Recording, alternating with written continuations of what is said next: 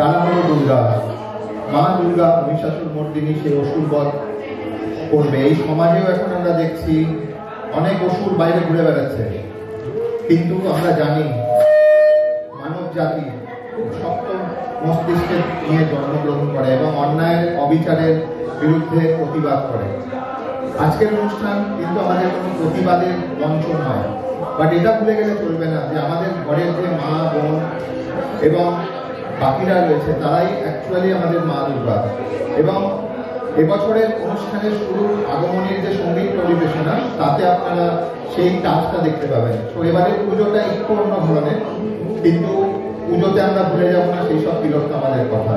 আমি দেখে নিচ্ছি আমাদের প্রথমে এগিয়ে বাংলা সদস্য এবং সদস্যদের পরবর্তী পরিবেশনা আগমনীর সঙ্গীত।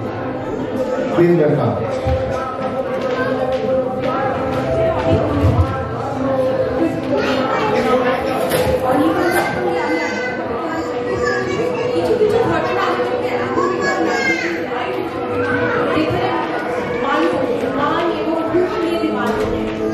সেই মানুষরা একত্রিত হয়ে আবার ফিরে আসে প্রতিবাদটা।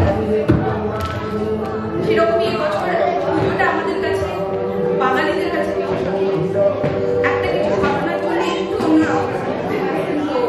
সেই জন্যই আমাদের এবারের উপস্থাপনা একটু আলাদা, মানুষের জন্য, মানুষের পাশে থেকে মানুষের জন্য। যেটা প্রমাণ হয় যে সবসময় মানুষ মানুষের পাশে দাঁড়িয়ে যতই না অন্ধকার থাকুক সব